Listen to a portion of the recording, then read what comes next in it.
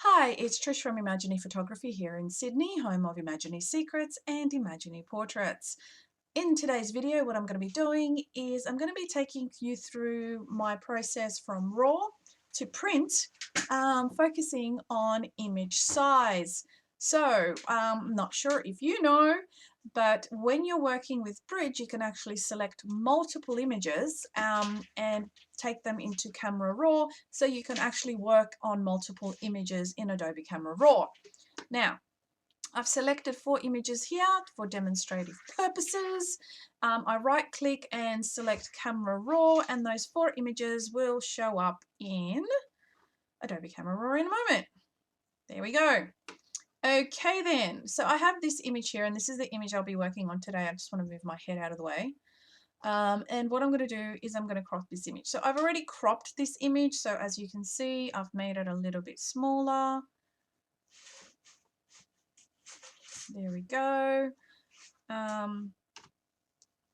All right, so because I've made the image smaller, if your setup isn't set up to resize it or make it bigger after you've made it smaller, if that all makes sense, this is how you set it up in Adobe Camera Raw.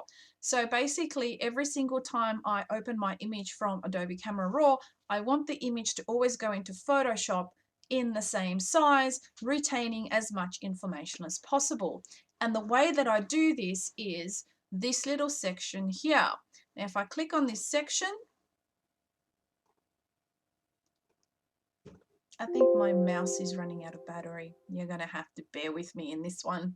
Okay, so I've opened up my preferences box, and then I go to workflow, and under workflow I have color space, image sizing, output sharpening, and Photoshop. So I always edit in Pro Photo RGB color space. When I'm editing, I want as much information and detail preserved as possible. And then down the track, when I'm looking at uploading to social media or to my website, I will then resize it to a smaller image. But as a starting point, I want as much information as possible. I want the image as large as possible because that's how I retain more information. I also work in 16-bit depth rather than 8. Again, it's a way of retaining as much information as possible, and it also reduces the occurrence of banding or reduces the impact of banding. Now, if you are going to work in Pro Photo RGB at 300 ppi at 16 bits, you actually need a computer that can handle that because that's a big size. And for me, when I save my images that have been edited, including the layers as a PSD, it takes a really long time to save because it's a particularly big image. So if you're finding that you don't have the computer power, then I would recommend editing in 8 bits, but I will do it in 16. So that's automatically set up. Then resizing, I know my raw files, they tend to be 5,616 pixels on the longest end width. So I do specify this in my image sizing to retain the original raw size, because I found, whether I wanted to or not, sometimes it does resize it to a smaller image. So every single time I go from Camera Raw to Photoshop, I want that size retained, and I put it into here to ensure that it's done. And then of course my resolution 300 ppi. I don't add the sharpening and I don't add the smart objects. I just want Pro Photo RGB, 16 bits, 516 pixels, and 300 ppi. That's it. So once I set this up, it will apply to every image without me having to update it going forward. So once I hit OK, that's set up, and every time I open an image in Adobe Camera Raw and take it through to Photoshop, those settings will apply automatically. I never have to update them again. It's done. Okay, so with this particular image, I will then bring out some of the shadows. I will drop well, it says exposure, but it's actually midtones. Drop the midtones. Someone's calling me, of course. Alrighty, so let's continue. I definitely need to bring out a little bit more shadows. Shadows. Yeah, bring it out. All right, that's done. Okay, so I'm not going to select all the photos in this particular case. I'm just going to work on this one. So then I just hit open and it will open up in Photoshop. And if I go to image size, you will see that if I go to pixels, it's 5,616 on the longer side and it's 300 ppi. And that's exactly what I want every single time. So then I will go forth and edit this image. But obviously I'm not going to go through the editing. The purpose of this video is just to talk about resizing. Okay, so once my image is finished, what I do is I actually set up a save action. And the way that I save it is I save it as a PSD, then I save it as an sRGB JPEG, and then I'll save it as a web JPEG as well. Why do I do this? Okay, let's have a look at my folder structure. So this is my folder structure here. I've got my raws, I've got my cleaned, I've got my PSD. I have JPEG, but I generally don't use JPEGs. I don't use this folder. sRGB and web. So obviously my raws are in here. Now, my cleaned is where I put PSD files that I haven't edited, I've cleaned up. So for example, if I had a particularly difficult backdrop that I'm working with, or if I'm dealing with skin retouch, and I just want to clean up the base level of my photo, I will save it as a clean file before I then go into my layers and filters and whatever, which will then go into my PSD file. So my PSD file is usually my completely edited photo in its original size. It's got all the layers on it. It's a massive, massive file. And this is the file that I usually print from.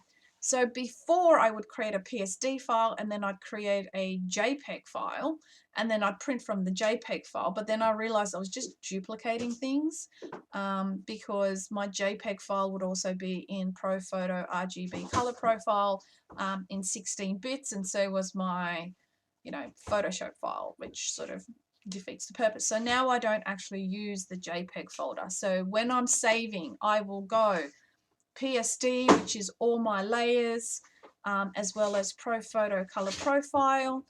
sRGB is when I leave it the same size, but change the color profile to sRGB. And these are the files that go to my clients as a full resolution file.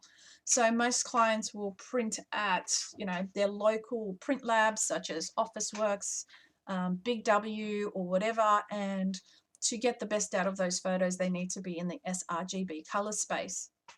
And then I will take the sRGB file and resize it to web size format. Where do I print from? I print from PSD. Client high resolution is sRGB. And then web files also go to clients as small social media files where they're sRGB and they're made smaller. All right, so let me show you how I do this. So I create an action that will take me through PSD and sRGB. And then I'm going to show you a couple of ways to prepare your photos for the web. Okay, so then I go to my actions. If you don't have your actions tab, simply go to Window. Okay, and then make sure that your action is ticked, and then your action tab will appear. I have a couple of action folders or action sets. My set is obviously my workflow, and you'll see majority of my workflow is saving in different formats. So say close save. If I have a few photos open and I want to save those photos and close them at the same time, rather than manually doing it, I run an action and it will literally automatically save and close those photos from Photoshop. Close is if I just want to close the file. So again, if I've got a large amount of photos in Photoshop and I just want to close them all down without saving, because I've already saved them and I don't want to save them again, I run my close action. Clean save is what I talked about. So if I clean up this photo and I just want to, you know, clean up the skin and the background, but I don't want to sort of start adding any layers or adjustments, then I'll save it as a clean file, and that's an action that will automatically just save the file. Save workflow is my save process. So save PSD, save sRGB, save web file, and then I'll go into my magazines and a whole lot of other stuff. All right, so I have, I'll get rid of that folder for a moment. Okay, so I'm going to create a new action in my action. So I make sure that I select my set, or the folder that I want to save that action in, and the folder that I want to save my save action in is the my set folder. So then I go new action, I name the action, which will be save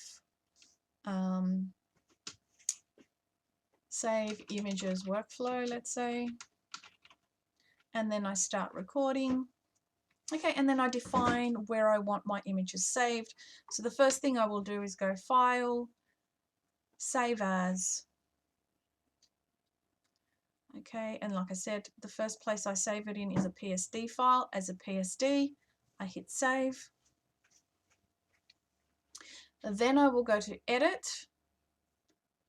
Convert Profile, and it's gone to the other screen, to sRGB, and I will hit OK.